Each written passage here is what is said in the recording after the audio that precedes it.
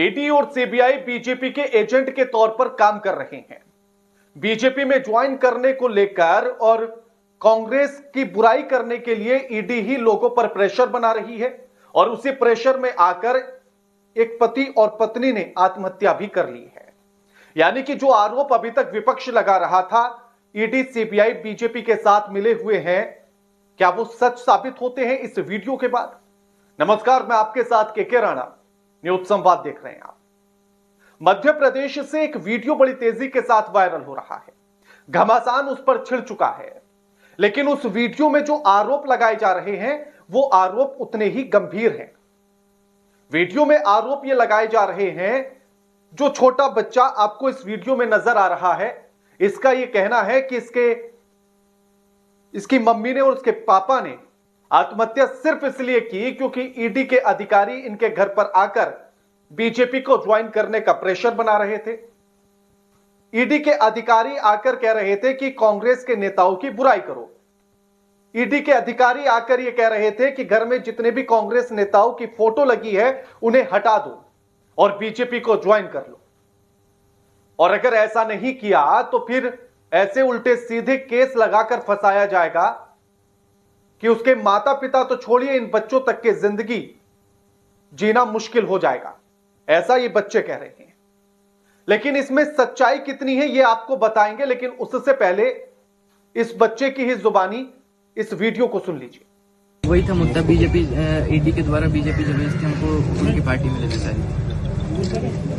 BD Sharma ji के through जबरदस्ती हमें बीडी शर्मा जी के थ्रू प्रेशर करवाया जा रहा था ईडी पे, और ईडी पापा को प्रेशर कर रही थी कि बच्चों को बीजेपी ज्वाइन करा। तो कौन अधिकारी आया था अभी आपके घर? डिप्टी डायरेक्टर आए थे, संजीव कुमार साहब।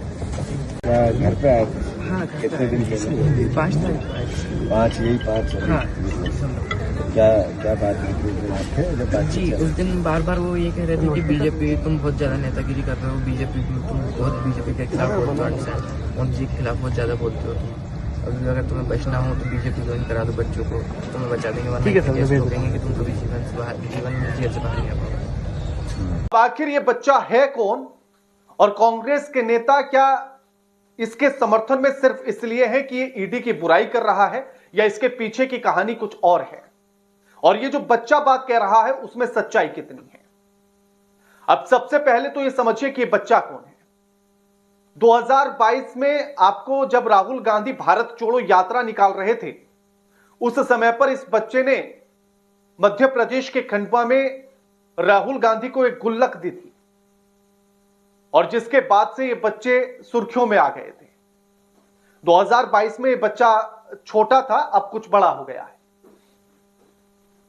उसके बाद इन्होंने कांग्रेस के तमाम नेताओं को गुल्लक दी, जिसमें दिग्विजय सिंह, कमलनाथ और साथ ही छत्तीसगढ़ के पूर्व मुख्यमंत्री भूपेश बघेल को भी इन्होंने गुल्लक गिफ्ट की थी, और जिसके बाद से ये गुल्लक टीम के तौर पर चर्चाओं में आए, सुर्खियों में आए।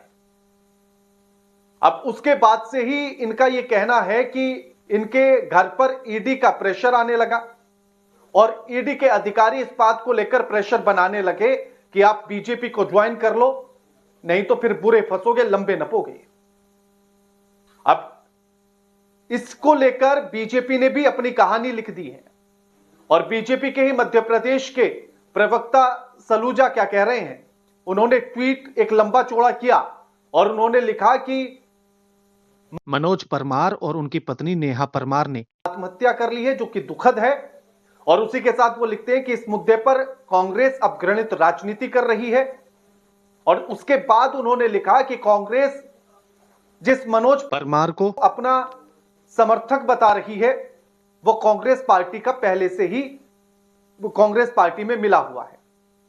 साथ ही वो कह रहे हैं कि इस पर पहले से ही तमाम केस लगे हुए हैं 2017 से, और साथ ही उन्होंने लिखा कि 2017 में ही 376 का प्रकरण इस पर दर्ज है।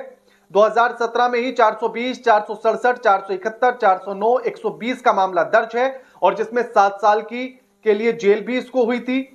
सीबीआई में मामला दर्ज है, और इसी मामले में 5 दिसंबर 2024 को ईडी के अधिकारी इसके घर तलाशी लेने गए थे। और साथ ही बीजेपी के नेता यह भी लिखते हैं कि मनी लॉन्ड्रिंग, पीएनबी बैंक से 6 करोड़ की धोखाधड़ी के मामले में इन पर मामला दर्ज है और जिसमें 6 साल की सजा भी इनको हुई है।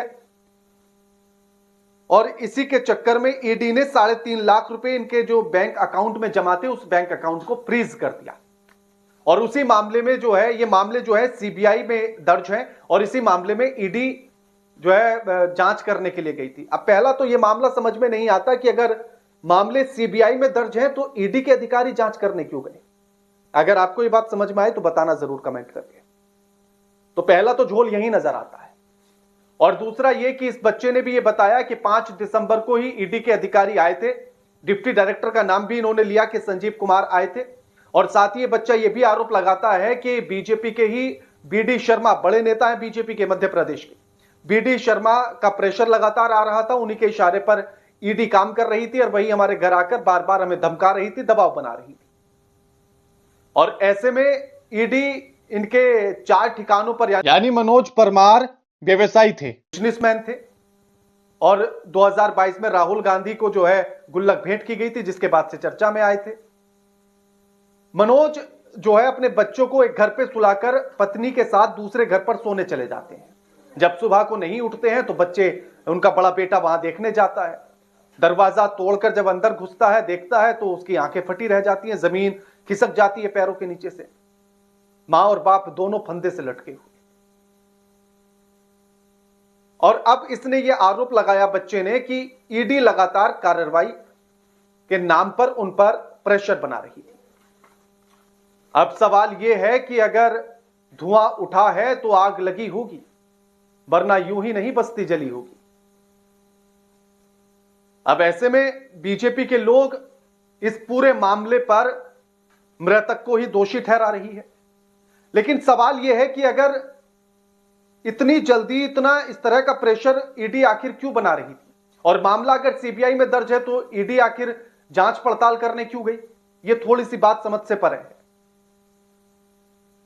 अब ऐसे में क्या कार्रवाई होनी चाहिए।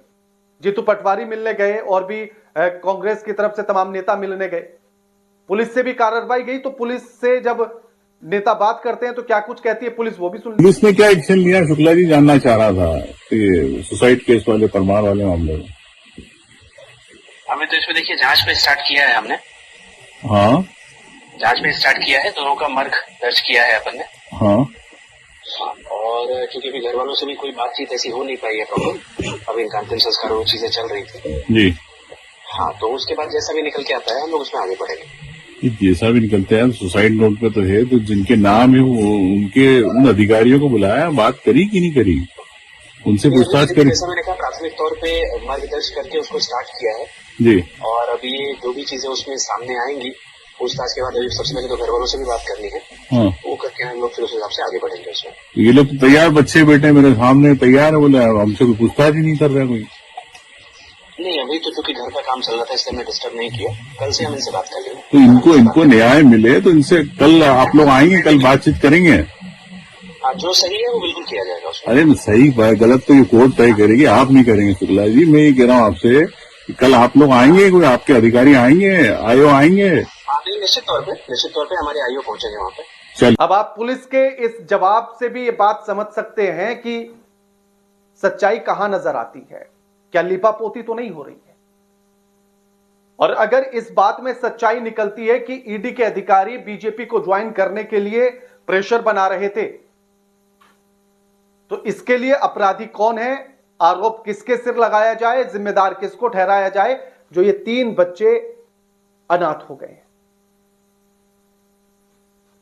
क्या कानून लोगों के हितों के लिए है या उन्हें परेशान करने के लिए? क्या कानून, ईडी, सीबीआई, पुलिस प्रशासन, सरकार लोगों के हित के लिए बनाई गई थी या राजनीतिक फायदे और उन्हें परेशान करने के लिए? अब आप इस पूरे मामले पर कमेंट करके जरूर बताइए कि आखिर आप इस पूरे मामले पर क्या समझते हैं। क्या सच में ईडी ने प्रेशर बनाया है या फिर बच्चे झूठ बोल रहे हैं? कमेंट करके जरूर बताइएगा। वीडियो को शेयर कीजिएगा, लाइक कीजिएगा और चैनल को सब्सक्राइब करना मत भूलिएगा। नमस्कार।